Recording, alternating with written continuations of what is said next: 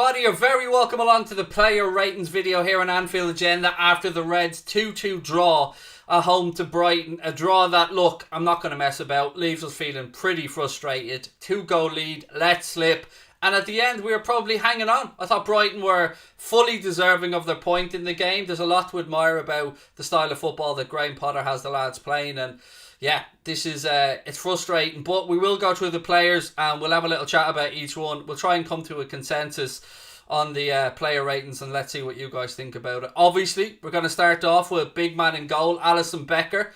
As you can see, the first one up there. And for me, I thought Allison was probably our best player on the pitch there today.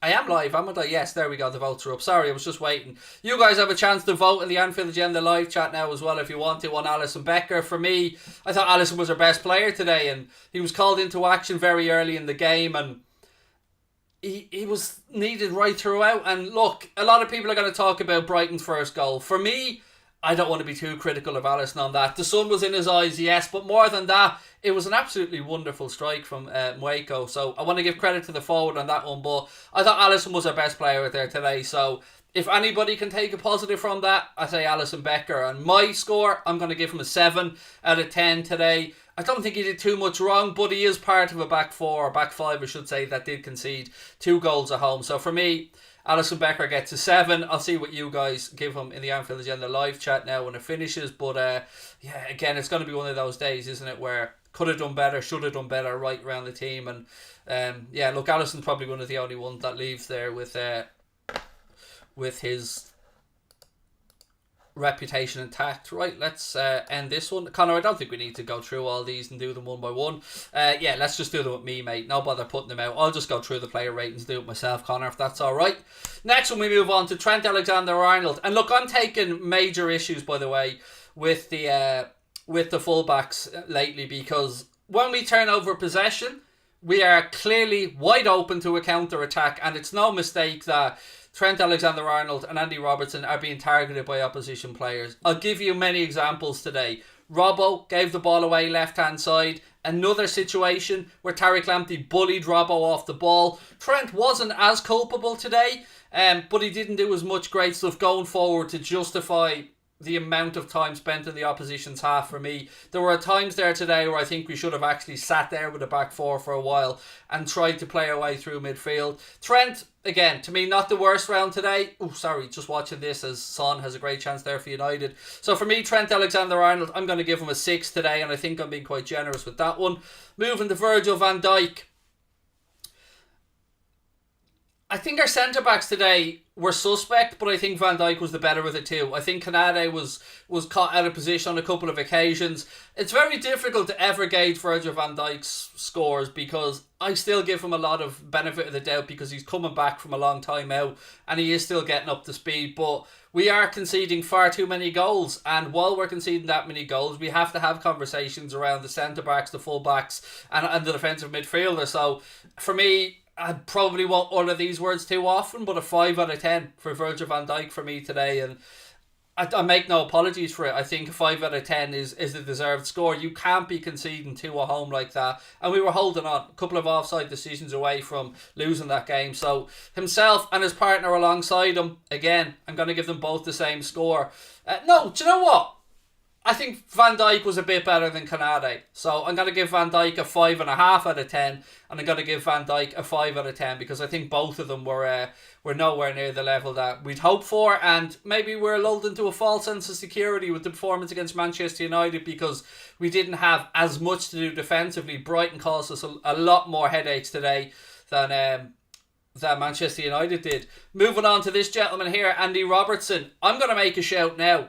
Play Costas Tsimikas against Atletico Madrid and give him an opportunity to show what he can do, but also give Robbo a bit of a breather. And if Costas does really well against Atletico, then maybe you carry him on and you carry that into the game against West Ham next weekend, because as much as I love Robbo, as much as there's a lot to like and admire about Andy Robertson, today bullied by Tariq Lamptey in a challenge. I'm going to say that again. Tariq Lamptey.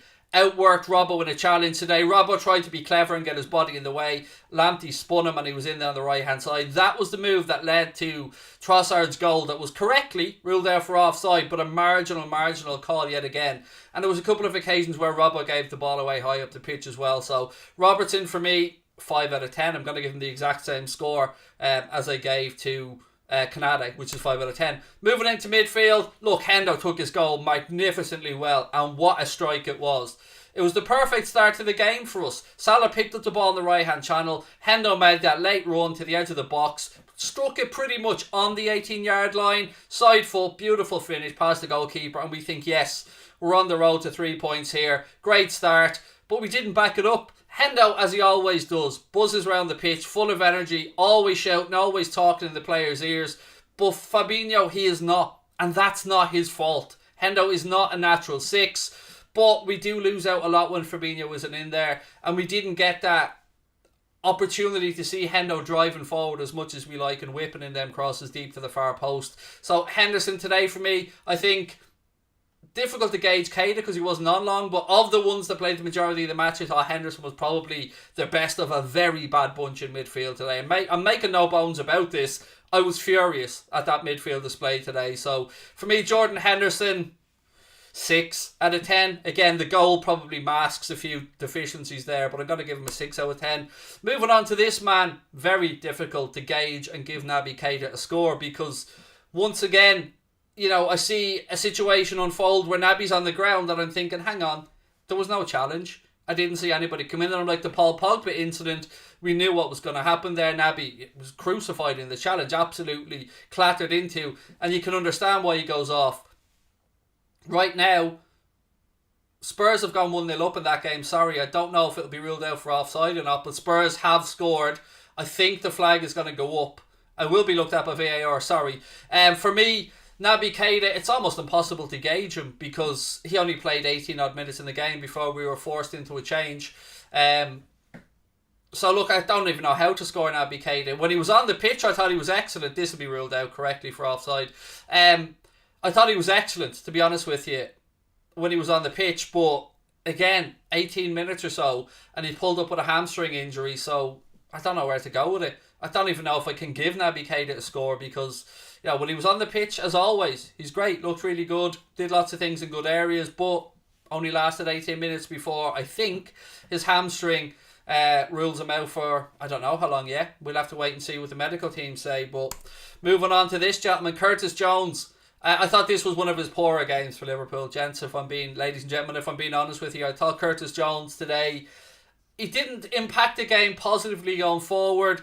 Usually he buzzes around the left-hand side, although we played a bit in the right today as well. And is able to burst forward, is able to burst into the penalty area, is able to win the ball back high up the pitch, is able to do a lot of the stuff that we like and expect from Curtis. But today, and I don't want to go too harsh on him because, you know, he's a young player coming through and he's going to have these type of days. But again, I thought our midfield was awful today, and Curtis Jones was part of that. So I'm going to give Curtis Jones a 5 out of 10, and I probably been a tad generous with that one. Moving into the forward line, Sadio Mane, ladies and gentlemen. Sadio got himself a very good goal today, which came courtesy of an exquisite cross from Alex Oxlade-Chamberlain. One of those crosses that's begging to be headed, that's begging to be put in the net. Sadio did it, timed his run really well, off the back of the defender. Keeper came out, tried to make himself as big as possible, but Sadio's underrated in the air and guided it past the keeper effortlessly. Thought he had a second as well. You could see him doing this after he scored. We've seen the replay. The goal was ruled out. Then we know why Mane was given it this. He knew it'd probably come off his arm. Did strike his bootlaces, or strike his studs, came up off the ground. And it wouldn't have gone into the goal if it didn't hit his arm. So look, I think that one was correctly ruled out. No issues with that. Sadio, I think Sadio deserves a 7. I think Sadio was alright today. Genuinely. I've seen a lot of people in our live chat, you know, trying to pin some of the blame for our lack of attacking threat today on Sadio, but I thought Sadio was alright, you know. And look, this is open to interpretation, it's just my view. But for me, Sadio Mane gets a 7. Salah, thought he got himself a goal. Start of the second half. It was ruled out again correctly, I've no issues with that. But he's always a menace, he's always a threat. Set up Jordan Henderson's goal as well. But again, it's another one of these scenarios today where I'm going to give Brighton massive credit because, you know, Brighton were doubling up on him at every opportunity and weren't giving him a chance to do anything really of note in the game from an attacking perspective. Outside of the assist and the chance that he missed, it was, the chance that was ruled out for offside. It was one of those games of frustration for Mo. Couple of shots that were blocked, but there lies the difference. Shots were blocked because Brighton players were putting their bodies on the line, stopping the crosses from coming in, stopping Mohamed Salah from getting those opportunities. And look, 6 today for Mohamed Salah, but it's more, I think, an indictment of us not being able to get him into the game than it is for Mohamed Salah's performance, because we didn't put him in the opportunities where he could cause the maximum damage. And, you know, that's credit to Brighton, of course, but again, it's an indictment of our lack of creativity. And this gentleman, look, I don't even know what to say about Bobby's performance today, other than it left me with my head in my hands on multiple occasions, because his final ball is nothing short of disgraceful at times. He does so many great stuff, drops into little pockets of space, picks up the ball, runs at the opposition. He's got bodies either side of him, and he just rolls the ball off the pitch or rolls the ball straight to an opposition player. Simple 5-10 yard passes, but he switches off mentally. And the reason they wind me up so much is, if you remember right back to the start of the video, I speak about how many times we turn over possession when our fullbacks are high up the pitch. It's in scenarios like that where Bobby's slackness of passing, and he wasn't the only one today, I pulled Robbo up on it as well earlier on, but they're simple passes. There's no excuse for them other than you're not staying switched on in the moment. You probably know the one that I'm going to talk about here. He picks up the ball left hand side of the pitch, he's got Sadio Mane running to his left hand side, and he's got Mohamed Salah, much more difficult pass on the right. So he looks to Sadio Mane, makes the right pass, but the execution of the pass is horrendous and it goes out for a throw in, and the entire attack breaks down. Now, I'd actually rather it went for a throw-in than we turn over possession, because at least then we have a chance to get set and defend the throw-in. But once again, that was a situation where we're in attack, we should be putting them back on their heels, and we turn over possession and another attack breaks down. So for me, I love Bobby. So much to love about the lad. One of my favourite players that has wore a Liverpool shirt. But today was awful from Bobby. 4 out of 10. I think this is the first time I've ever given a 4 out of 10. That's how disappointed I was with Bobby today. And look, no doubt Bobby will come back to his brilliant best because he is a damn fine footballer. But for me today, 4 out of 10.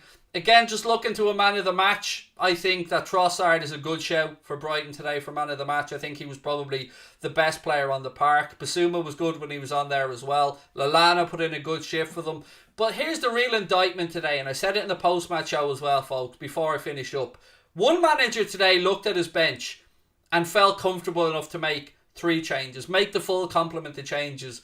Our manager looked at his bench. He was forced into bringing Chamberlain on early doors. Nothing the gaffer can do about that. But all he thought fit to do was to bring Diogo Jota on with 10 minutes left to go in the game. If that isn't an indictment of our squad depth, if that isn't an indication that all of us who've been calling for added bodies into the squad isn't needed, I don't know what is. Because we can talk about it, we can defend the players, we can defend the manager as much as you want, but at the end of the day, when it was needed, he didn't feel comfortable going to the bench because we didn't have the quality on there to come on and impact the game. And that's the biggest indictment that I can make of our recruitment policy, is that in moments like this, when those around us are dropping points potentially in the league, Manchester City did, Chelsea at that point at one point was still 0-0 in the game, and we were looking at our bench going, outside of Jota, the gaffer doesn't fancy anybody on it. And that frustrates me. But look, thank you to you guys for tuning in. Again, massive shout out to our sponsors, the OneFootball app. If you haven't downloaded it, there's a link in the description. I'll be back probably later on tonight at about 8:45 for a late night agenda. And tomorrow I will be off because it's Halloween, so I'm spending it with the kids. But we will have a OneFootball news video coming up for you guys. So look, lots of love to you guys. Wasn't the result that we wanted today. Go off and enjoy the second half of the United game if you're not already watching it. Drop a like on the video, hit the subscribe button, and I will talk